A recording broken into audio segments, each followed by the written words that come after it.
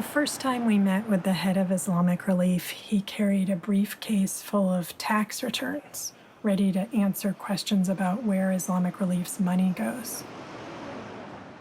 Because of their name, they're constantly having to prove that they aren't funding terrorism, which they're not. They provide international humanitarian relief. They're an NGO like the Red Cross. We said, don't open the briefcase. We're wondering if your charity shop would like to collaborate on an art project.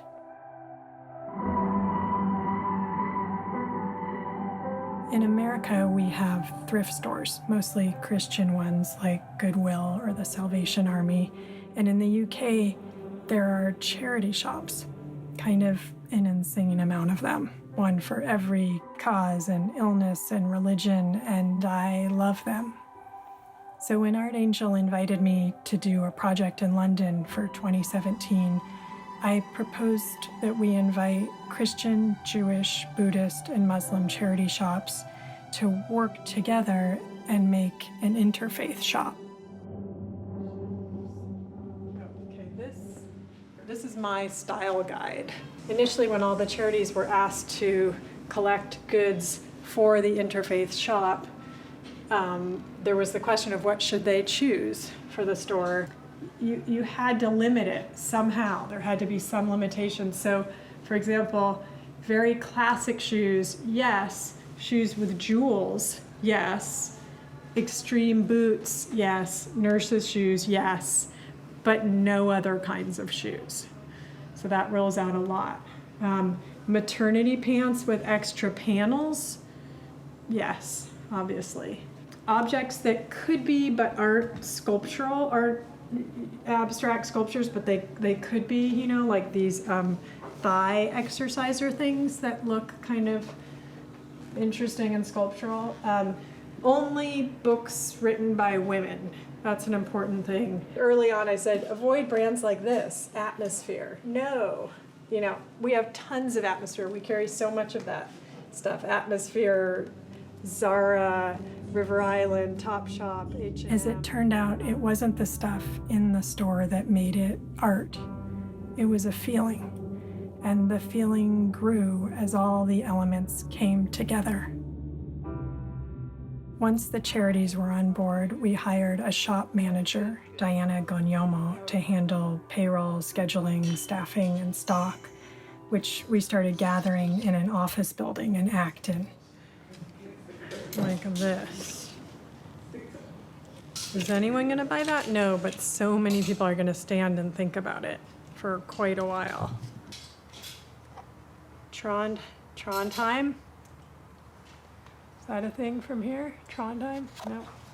A lot of stuff is just mysterious in life. It was important to recreate all the details of the charity shop vernacular. So we're going to have one mirror that'll be like a store-bought mirror with a frame skinnier than this. We'll have a bench, maybe built-in bench, and then a sliding cloth curtain that you shut with. And that's it. We were building a real store from the ground up, and I hoped the public would immediately recognize it and know exactly what to do there. We chose fixtures and mannequins, racks and flooring, fluorescent lights, a cash register.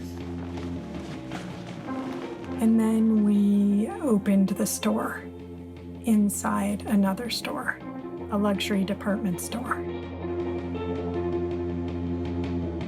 Our interfaith charity shop was on the 3rd floor of Selfridges on Oxford Street.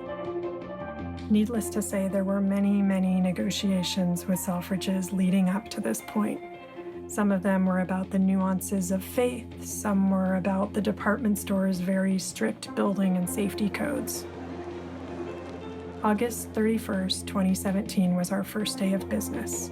The store was called Artangel and Miranda July present Norwood Jewish Charity Shop, London Buddhist Center Charity Shop, and Spitalfields Crypt Trust Charity Shop in solidarity with Islamic Relief Charity Shop at Selfridges. It was kind of a long name. Our neighbors were all high-end designers, but our brand was strong. We had the logo, the baskets, the aprons, and this idea of charity, a pillar of every religion. Well, I represent the brand Illustiva and I sell sunglasses. This floor is the designer floor and most of the luxury brands are up here. This room in particular is mainly just purely designer clothes. There's not any like high street labels here. And to have a charity shop that has things on sale for a few pounds when the rest of the room is like half my rent for a jacket, it's quite strange. We were represented by Diana and our shop assistants, who each came from their respective charity shops. A hard book to be underneath. Yeah. There were heated conversations about the choice of radio station and tips on how to dress a mannequin modestly.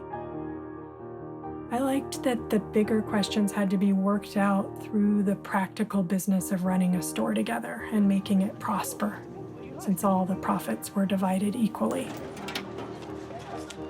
Because I was going to ask, because obviously, you know, things like the Quranic pictures and all that other stuff, you can't put it on the floor, whereas a prayer mat goes directly on the floor. Yes. And essentially, is that not like part of religious kind of artifacts? With the frames, they've got the Arabic text which comes from the Quran.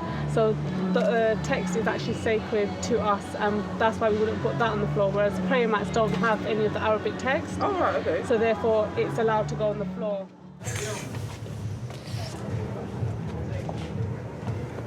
So what happens in here, in the dressing room, which is like my favorite place in the store maybe, because people come in here alone, take off all their clothes. I'm not going to do that right now, but they take off their clothes and put on these other clothes, and they look in this mirror, and then often they call out to, you know, it's like a little bit of a performance. They'll say like, Eliza, and then Eliza comes in and they like talk about it and talk about their bodies, and, you know, maybe I hear these conversations, you know, I don't eavesdrop, but, you know, and discuss like, well, this, or is this like something I have, and what's going on with my stomach, and how does my butt look?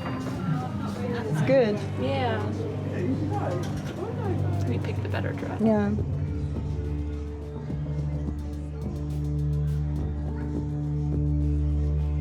I'm often writing books and making movies, so I'm used to creating fictions.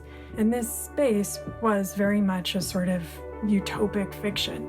The store wouldn't have happened without my authorship. And yet, unlike a film set, what happened in the space was real.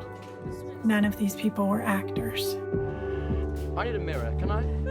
You teach me.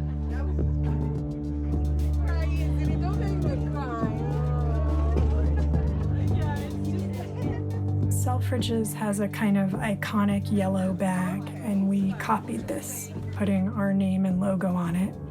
And on the back, we put a very old Selfridges tagline, open to the world since 1909. So you want to buy this? Yeah, it's Islamic, it's holy words. And what does it say? Yeah, it's God's name. Oh, God's name. Of course, we all know these different economies exist, but they thrive on being geographically set apart. This was like putting coach in first class. It made the disparity seem not just unfair, but surreal. Because yes, our shop is a construction, but so is Selfridges, so is class. It's all a construction.